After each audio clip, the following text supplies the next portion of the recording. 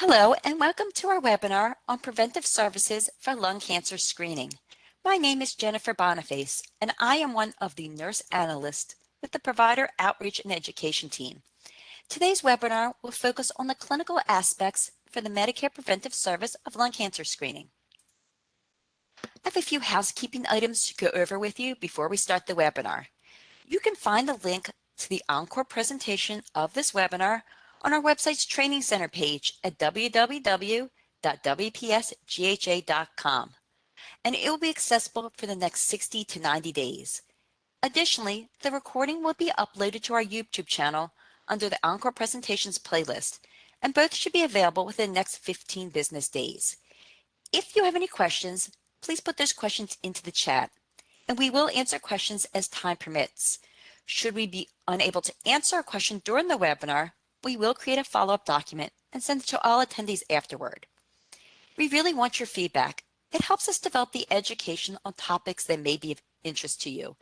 Consider taking our survey to let CMS know what you did like and what topics you'd like to learn more about. Mary Sue will place a link to the survey into the chat. There will also be an opportunity at the end to take the survey. Additionally, you can provide feedback by completing the survey while viewing the encore presentation. And to access that survey, click on the circle with the eye in the upper right corner of the video. And a link to the survey can also be found in the description of the video. On this next slide, we have our disclaimer. Medicare rules change often, so please make sure you're looking at official CMS communications for the most up-to-date rules and regulations, and these do take precedence over anything presented today. And as a reminder, CMS prohibits recording of this presentation for profit-making purposes. This presentation is being recorded by us and will be posted on the Training Center page of our website under Encore Presentations, as well as on our YouTube channel under the playlist Encore Presentations. On this next slide, you'll notice several acronyms that will be used throughout this presentation. While you may already be familiar with many of them, if there are any acronyms you are unfamiliar with, please refer back to the slide for guidance. So let's get started. November is Lung Cancer Awareness Month. In recognition of this important health observance, today we will discuss the Medicare preventive service for lung cancer screening using low-dose computed tomography. According to the American Cancer Society, the lifetime risk of developing lung cancer is about 1 in 17 for men and 1 in 18 for women. This highlights the importance of lung cancer screening, especially for individuals with risk factors that increase their chances of developing the disease. Lung cancer screening with low-dose computed tomography is covered as part of the Preventive Services benefit under Medicare Part B. Our objective for today is to provide an overview of the clinical aspects for the Medicare preventive service of lung cancer screening with low-dose computed tomography. And we will cover background information about lung cancer, treatment options, strategies for prevention, and Medicare Part B coverage criteria for lung cancer screening with low-dose computed tomography. Let's begin with reviewing a few statistics about lung cancer. According to the American Cancer Society, lung cancer is the second most commonly diagnosed cancer in the United States, excluding skin cancer. It is also the leading cause of cancer-related deaths, accounting for about 1 in 5 cancer deaths nationwide. Most people diagnosed with lung cancer are 65 and older, with an average age of diagnosis around 70. In 2025, the American Cancer Society estimates that approximately 226,650 new cases of lung cancer will be diagnosed, and about 124,730 people will die from the disease in the United States.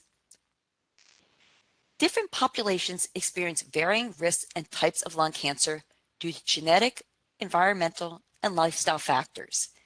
The American Cancer Society reports that Black men have about a 12% higher risk of developing lung cancer compared to white men, while Black women have a 16% lower rate compared to white women. Additionally, white men are more likely to be diagnosed with small cell lung cancer than Black men. Smoking is the primary risk factor for lung cancer, linked to approximately 80 to 90% of all lung cancer deaths. However, the incidence of lung cancer continues to decline, largely due to reduced smoking rates. Mortality rates are also decreasing thanks to early detection and advancements in treatment. So what exactly is lung cancer? Lung cancer occurs when abnormal malignant cells start growing uncontrollably within the lung tissue. Over time, these cells can multiply, forming tumors, and may eventually spread or metastasize to nearby lymph nodes or even other parts of the body. Primary lung cancer refers to cancer that originates specifically within the lung tissue. The most frequently diagnosed types are non-small cell lung cancer and small cell lung cancer. On the other hand, secondary lung cancer doesn't start in the lungs. Instead, it develops when cancer from another part of the body, such as the breast or the colon, metastasizes to the lungs. The two most common types of lung cancer are small cell lung cancer and non-small cell lung cancer. These classifications are based on the appearance of cancer cells under a microscope. Non-small cell lung cancer, or NSCLC, accounts for 80 to 85% of all lung cancer cases. It can be further characterized into adenocarcinoma, squamous cell carcinoma, and large cell carcinoma. Adenocarcinoma is the predominant form of non-small cell lung cancer. It originates in the cells that line the surface of the lung called epithelial cells. These cells produce the mucus that protects the lungs from foreign particles, pathogens, and other irritants. While lung adenocarcinoma is more frequently diagnosed in current or former smokers, it can also occur in non-smokers. Squamous cell carcinoma originates in cells that line the airways of the lungs called squamous cells. This type of lung cancer typically develops in the center of the lungs near the left or right bronchus. Squamous cell carcinoma is strongly linked with a history of smoking. Large cell carcinoma can occur anywhere in the lungs. It typically exhibits a faster growth and spread compared to adenocarcinoma or squamous cell carcinoma, and this can make treatment more challenging. Small cell lung cancer, or SCLC, accounts for 10 to 15% of all lung cancer cases. It tends to metastasize more rapidly than non-small cell lung cancer. Despite often responding to initial treatment, it has a high likelihood of recurrence. In addition to these two main types, other less common cancers may develop in the lungs, including mesothelioma, lung carcinoid tumors, chest wall tumors, and metastasized cancers from other areas of the body. Although anyone can develop lung cancer, some factors can raise a person's risk. These risk factors are generally classified into two categories: modifiable, which can be changed or controlled, and non-modifiable, which cannot be altered. The first modifiable risk factor is tobacco smoking. Tobacco smoking is the leading risk factor for lung cancer, playing a major role in a majority of cases. This includes not only cigarette smoking, but also the use of cigars and pipes. It is estimated that tobacco use is responsible for approximately 90% of lung cancer cases in men and around 80% in women. The risk increases significantly depending on several factors, such as the age a person begins smoking, the duration of their smoking habit, and the number of cigarettes smoked per day. The earlier and longer someone smokes, the higher the risk becomes. The next modifiable risk factor is exposure to secondhand smoke, also known as passive or environmental tobacco smoke. When non-smokers inhale smoke from nearby cigarettes, cigars, or pipes, they expose themselves to many of the same carcinogenic chemicals as active smokers. Over time, this significantly raises the risk for lung cancer, especially for a person who frequently spends time in enclosed or poorly ventilated areas. Diet is the third modifiable risk factor. According to the American Cancer Society, several studies have indicated that individuals who smoked and consumed beta-carotene supplements experienced a greater risk of lung cancer. Of course, the decision on whether to take the supplements or not should be discussed with the person's healthcare provider. Additionally, high levels of arsenic in drinking water, particularly in private wells, can increase the risk of lung cancer. While public water systems in the United States are generally monitored and treated to reduce arsenic contact, this is not necessarily the case for those on private well water. Those who rely on private well water should consider having the water tested. The last modifiable risk factor we will discuss is exposure to radon, asbestos, diesel exhaust, and certain industrial chemicals found in the workplace. Radon, a naturally occurring radioactive gas, is the second leading cause of lung cancer in the United States. It is the primary cause of lung cancer in individuals who have never smoked, and among smokers, combined exposure to radon and tobacco smoke multiplies the risk. Long-term exposure to these substances, particularly without proper protective measures, can significantly raise the likelihood of developing lung cancer. Efforts to reduce or eliminate these exposures, both in the home and the workplace, are essential steps in lowering overall risk. As for non-modifiable risk factors, the first one is age. As with many other types of cancer, the risk of developing lung cancer increases with age. This increased risk is likely due to the cumulative effects of carcinogen exposure and biological changes that occur with aging. The next non-modifiable risk factor is personal or family history of lung cancer. Individuals who have previously had lung cancer are at a higher risk of developing it again, particularly if they continue to smoke after their initial diagnosis. The risk for developing lung cancer also increases if the person's parents, siblings, or children have had lung cancer. And this is particularly true if the relative was diagnosed at a young age, which may indicate a stronger genetic predisposition. Previous radiation therapy to the chest or lungs is the third non-modifiable risk factor. Individuals who have received radiation therapy to the chest to treat previous cancers, such as Hodgkin lymphoma or breast cancer, may face an increased likelihood of developing lung cancer later in life. This risk is even higher in individuals who also smoke, as the combination of radiation and tobacco exposure amplifies the cancer risk. The last non-modifiable risk factor we will discuss is air pollution. Long-term exposure to polluted air can increase the risk of lung cancer, even among non-smokers. According to the American Cancer Society, it is estimated that air pollution contributes to approximately 1 to 2% of lung cancer-related deaths. While individuals may have limited control over the quality of the air they breathe, this remains a relevant concern, particularly in urban or industrial areas with high pollution levels. Lung cancer is often asymptomatic in its initial stages. In many cases, symptoms typically develop as the disease progresses.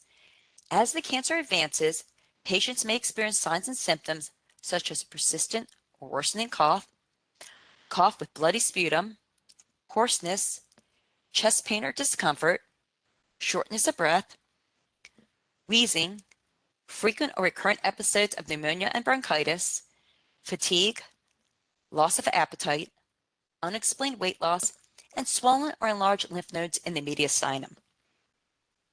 If lung cancer spreads to other parts of the body, additional signs and symptoms may occur, including bone pain, headache, difficulty swallowing, swelling of the face, neck, or arms, enlarged lymph nodes in the neck or collarbone area, weakness or numbness in the arms or legs, clubbing of fingers, dizziness, balance issues, and jaundice. Some types of lung cancer can also cause specific syndromes, such as Horner syndrome due to Pancoast tumors, superior vena cava syndrome, and paraneoplastic syndromes. The United States Preventive Services Task Force recommends lung cancer screening with low-dose computed tomography as the screening method for individuals at higher risk for lung cancer. This high-risk group includes current smokers and former smokers. Low-dose computed tomography is the preferred method for detecting lung cancer due to its high sensitivity, which improves accurate detection of lung cancer while helping to exclude other conditions. During an LDCT scan, detailed images of the lungs are created. The images are then analyzed for any abnormalities that could indicate the presence of cancer. If lung cancer screening reveals any significant findings, additional diagnostic testing may be performed. Diagnosing lung cancer usually starts with a thorough review of the patient's medical history and a physical examination. This process may involve reviewing past medical records, family history, and any relevant risk factors associated with the development of lung cancer. Next, the healthcare provider may inquire about the symptoms the patient is exhibiting and when they first appeared. Once the patient's history and symptoms are reviewed, additional diagnostic tests may be conducted to confirm whether cancer is present and to rule out any possible conditions. A chest X-ray is typically the initial imaging test performed. It helps identify any abnormalities in the lungs. If any suspicious areas are found, further testing may be recommended. Imaging tests such as MRI, CT scan, and PET scan generate detailed images of the lungs and are useful for determining the cancer's location and size. Sputum cytology involves the collection of sputum or mucus coughed up from the lungs. The sputum is analyzed using a microscope for the presence of cancer cells. A biopsy of the lungs involves collecting a sample of lung tissue and then analyzing it for the presence of cancer cells. It may be performed either during a bronchoscopy, a mediastinoscopy, or through needle biopsy. If the doctor suspects that cancer has metastasized, additional tests may be performed to assess how far it has progressed, and these tests include ultrasound, MRI, CT scan, PET scan, and bone scan. Once lung cancer is diagnosed, staging is performed to assess whether the cancer has spread, and if so, how far it has metastasized. Staging also helps guide the development of a treatment plan and assist with predicting the patient's prognosis. For non-small cell lung cancer, the most commonly used staging system is the American Joint Committee on Cancer classification. The AJCC stages include 0, 1A1, 1A2, 1A3, 1B, 2A, 2B, 2C, 3A, 3B, 3C, 4A, and 4B. In this staging system, the higher the number, the more advanced the cancer is. The letters T, N, and M are used to further define the staging grouping. T refers to the size and extent of the primary tumor, indicating how much the cancer has spread to surrounding structures or organs. N describes whether the cancer has spread to nearby lymph nodes.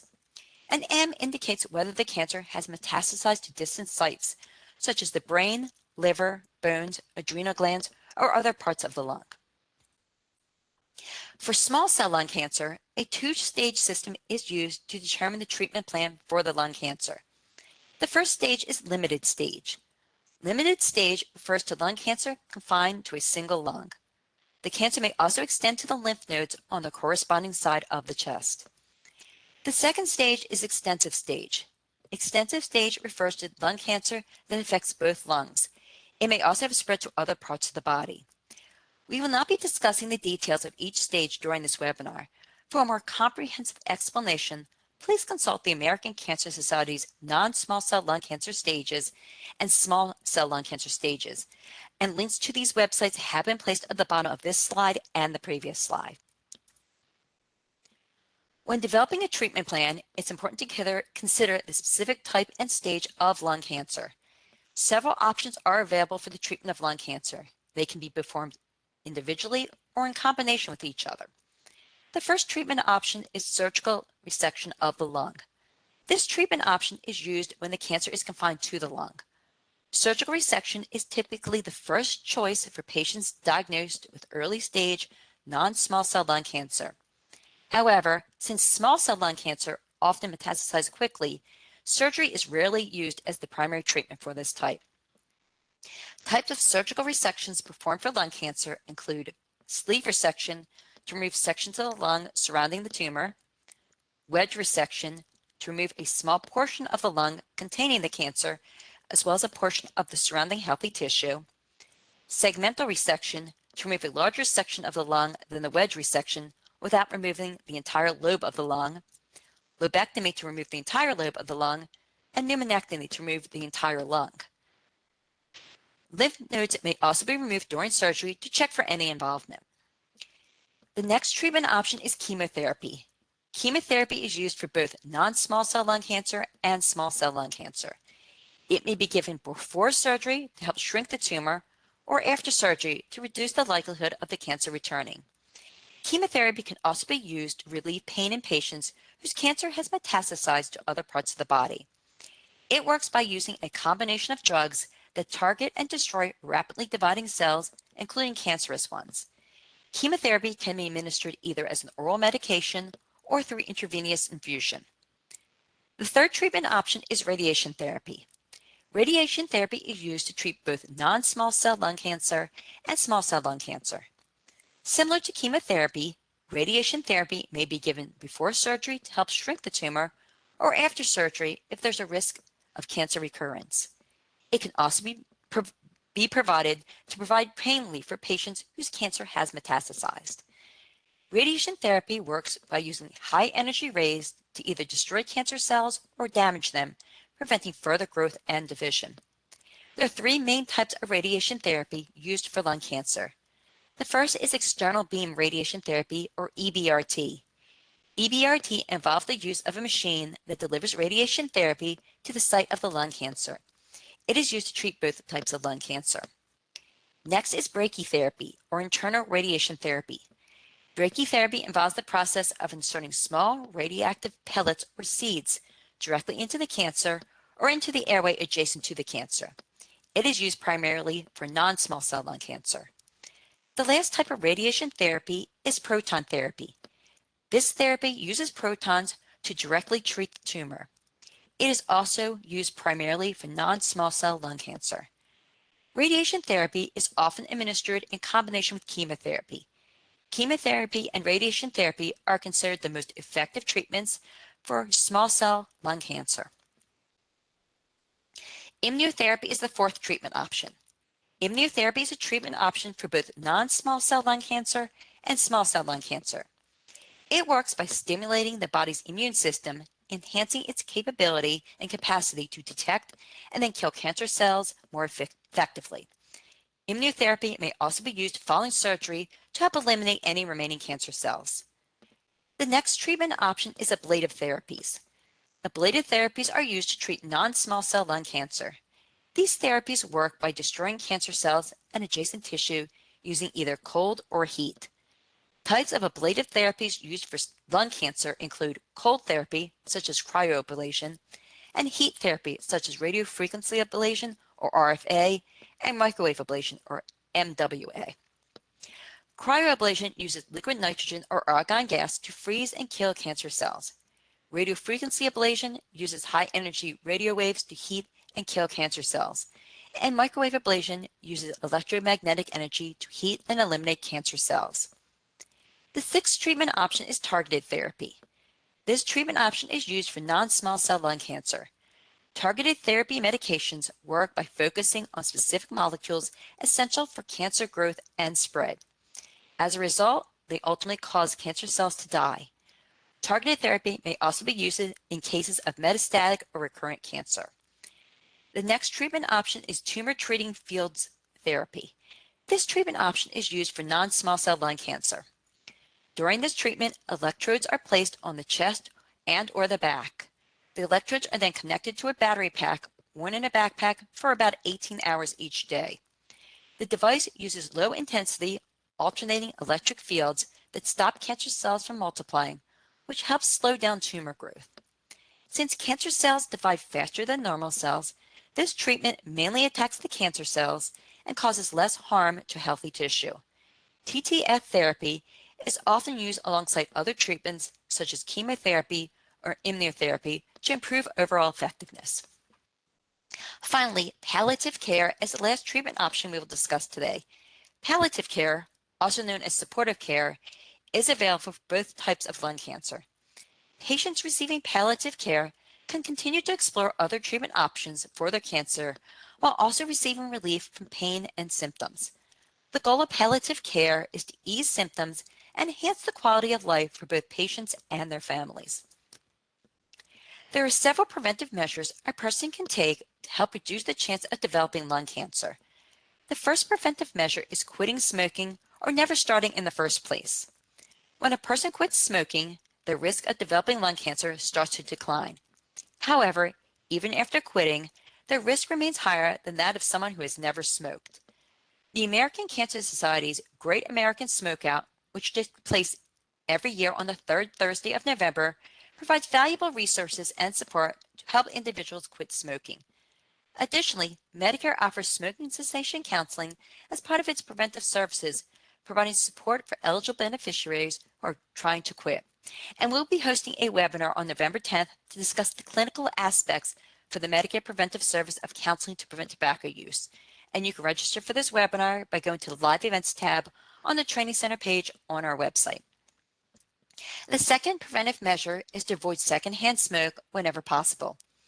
Even people who have never smoked can develop lung cancer from exposure to secondhand smoke, so avoiding smoke-filled environments is crucial. Next, unless otherwise directed by their healthcare providers, smokers should avoid taking supplements like beta-carotene. Healthcare providers should review all risks and benefits of vitamins and supplements with their patients to determine whether to take them or not. The fourth preventive measure is to reduce or limit the amount of exposure to radon, a colorless, odorless gas that increases lung cancer risk. Encourage patients to test their homes for radon and take corrective actions if levels are elevated. Next, if possible, reduce or limit exposure to hazardous chemicals such as asbestos, diesel exhaust, and industrial substances commonly found in the workplace. If this is not possible, advise patients to wear protective gear to reduce exposure to these substances. The sixth preventive measure is to ensure well water is tested for arsenic contamination. People who rely on private well water should consider testing it, as arsenic is a known carcinogen that can pose long-term health risks. The seventh preventive measure is to consume a healthy, well-balanced diet. A nutrient-rich diet, especially one high in fruits and vegetables, plays a crucial role in cancer prevention by strengthening the immune system and supporting overall health. The last preventive measure is to get screened for lung cancer. Regular lung cancer screenings are essential for early detection, especially in individuals who are at high risk, such as long-term smokers. Medicare Part B covers lung cancer screenings with low-dose computed tomography for eligible beneficiaries as part of its preventive services benefit. Now that we've reviewed background information on lung cancer, let's go over Medicare's coverage criteria for lung cancer screening using low-dose computed tomography. Medicare covers lung cancer screening with low-dose computed tomography for Medicare Part B beneficiaries who meet the following criteria: are between the ages of 50 and 77, have no signs or symptoms of lung cancer, have a history of tobacco smoking equivalent to at least 20 pack years, and for context, 1 pack year is equivalent to smoking 1 pack of 20 cigarettes per day for 1 year. Either currently smokes or quit smoking within the last 15 years, and received an order from their healthcare provider for lung cancer screening with low-dose computed tomography. This preventive service is covered annually. However, prior to the initial lung cancer screening with LDCT, the patient must receive a counseling and shared decision-making visit.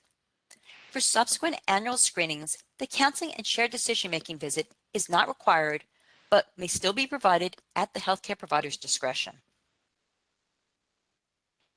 The counseling and shared decision-making visit must be clearly documented in the patient's medical record and include the following: confirmation the patient meets all eligibility criteria for lung cancer screening, evidence that a shared decision-making decision and discussion occurred between the healthcare provider and the patient using one or more decision aids, documentation that the patient received counseling regarding the importance of adhering to annual lung cancer screening with low-dose computed tomography, taking into account any comorbidities and the patient's ability or willingness to undergo diagnosis and treatment, and counseling to discuss the importance of abstaining from cigarette smoking, along with information on tobacco cessation resources if appropriate.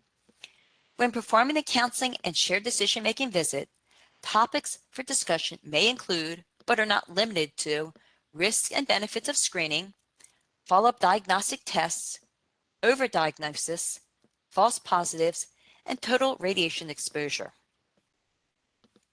There is no copayment, coinsurance, or deductible if the healthcare provider accepts assignment. The Counseling and Shared Decision-Making Visit, HCPCS code G0296, which assesses the beneficiary's eligibility and need for lung cancer screening with low-dose computed tomography, is telehealth eligible. The requirement can be met through audio-only interaction. Specific eligibility requirements apply to both the provider and the location performing the lung cancer screening with LDCT. The reading radiologist must hold board certification or board eligibility from the American Board of Radiology or an equivalent organization. The lung cancer screening with low-dose computed tomography must be provided in a radiology imaging facility that uses a standardized system for identifying, classifying, and reporting lung nodules. And for more information about coverage for lung cancer screening with low-dose computed tomography, please refer to the Medicare Claims Processing Manual, Chapter 18, Section 220, and a link to this manual has been placed on the bottom of this slide.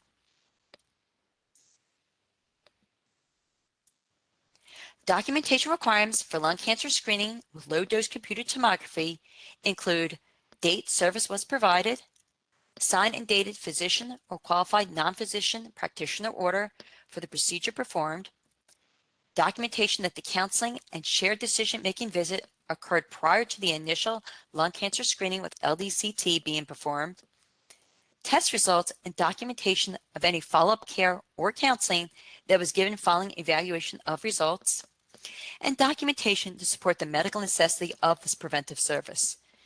Ensure all documentation is dated and signed with the provider's credentials. Prior to completion of lung cancer screening with low-dose computed tomography, ensure the patient has met the eligibility and frequency criteria for this preventive service. Lung cancer continues to be the leading cause of cancer-related deaths in the United States. Screening can help detect the disease sooner in people at an increased risk. Early detection allows for prompt diagnosis and treatment.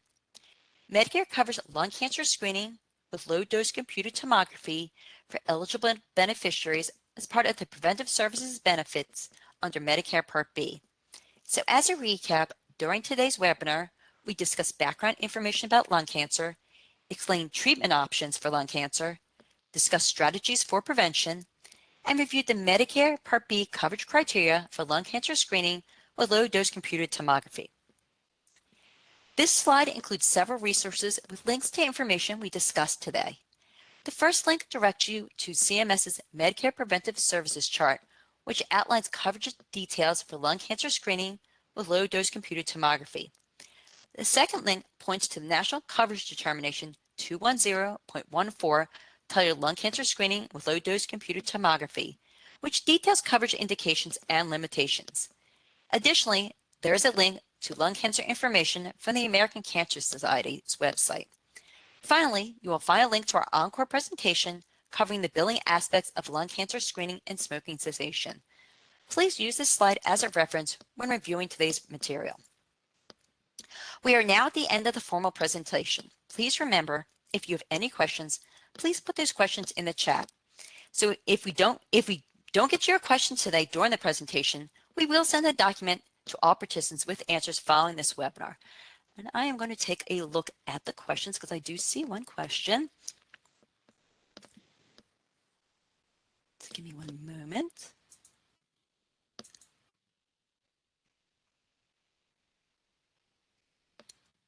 Okay, the question is, what documentation would need to be in the medical record to support that the shared decision-making took place using a decision aid? Does the provider have to document the decision aid tool used, keep a copy of the decision aid in the patient record, or just document the conversation took place? If a decision aid is used, you should put a copy in there if possible, but I would definitely recommend that you say this is the decision aid that we used and then document that you used a decision aid and what the conversation entailed. And that just provides the ability that if it's ever audited, that we can see that the initial decision, or the initial sharing, I can't speak, the initial shared and decision-making conversation did take place and what was discussed in it, so it can adequately show that you have discussed all the options with the patient and they've given their consent to do it, or they've agreed to do it. And if that did not answer your question or you have any further clarification, just please let me know in the chat, Julie. And again, if you want to have that information as well, I did put that information into the PowerPoint slides on slide 27. So that information is in the PowerPoint slides. Okay, and I'm looking to see if we have any other questions. And it does not look like we have any other questions. So I'm going to move forward. However, if there is any other questions, just put them in the chat and I'll take a look before we end the webinar.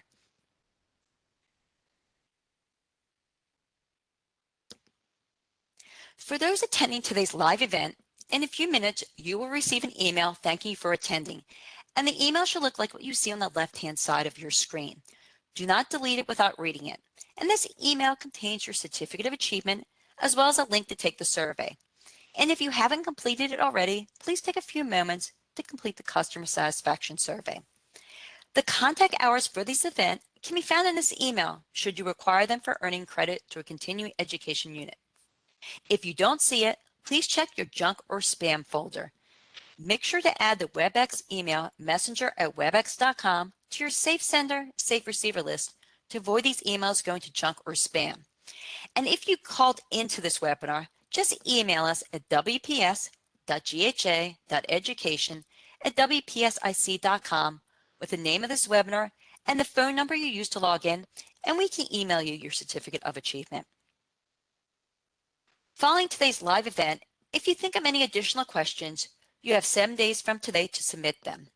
Send them to our education mailbox at wps.gha.education@wpsic.com and put lung cancer screening clinical in the subject line. And here's that email address should you need it, and it is hyperlinked for those who do have the presentation. However, if you have a claim-specific question, please do not send those to provider outreach and education.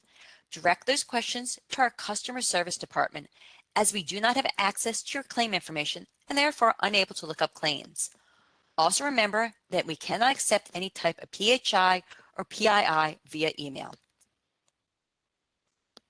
If you haven't done so already, please take a few minutes now to complete a survey. Share with CMS and us about your experience today. Tell us about your experience, including what you liked, what we could do to improve, and suggestions for future education. Your feedback really is invaluable in helping us deliver the education you need. We use your feedback to develop topics for future education events. There are several different options you can use to take the survey, depending on your preference. For those attending today's live event, the first option is to click on the survey link in the chat. The other option is to take the survey using the CMS Qualtrics page. So when you exit the webinar, you'll be asked to go to an external site. And the external site is the CMS Qualtrics page for the survey. And it looks like what you see here with that little yellow triangle. This site is not spam, it's actually directing you straight to our survey. And we'll also add a survey link to the Encore presentation. Just click on the survey picture at the end of the Encore presentation video to take our customer satisfaction survey. Based on your feedback, we've added several enhanced features to improve your educational experience. Our Encore presentation videos now include chapters, making it easier for you to find key information quickly. We've also introduced training indicators during our webinar registration to help you identify the intended audience for each session. So when you look at that, if you see CLIN, that means it's a clinical one. Part B would be a B, NTM is new to Medicare, and so on and so forth. Bill means billing webinars. And hopefully I will help you in deciding which webinar you can watch or which webinars would pique your interest. And so we hope these enhancements makes your learning experience even more valuable and accessible. And I'm taking one more look in the chat and I don't see any questions, so we will move forward to the ending. So on behalf of Mary Sue, myself, and Provider Outreach and Education, thank you for attending today's webinar on preventive services for lung cancer screening. As a reminder, this presentation will be posted as an Encore presentation on the Training Center page on our website. For more information about tobacco cessation, don't forget to register for our webinar on November 10th. We'll be discussing the clinical aspects of Medicare preventive service of counseling to prevent tobacco use. And to register, visit the Live Events tab on the Training Center page on our website. Remember to take our survey with the link provided. We look forward to your survey comments and hope to have you join us at future events. You may now disconnect.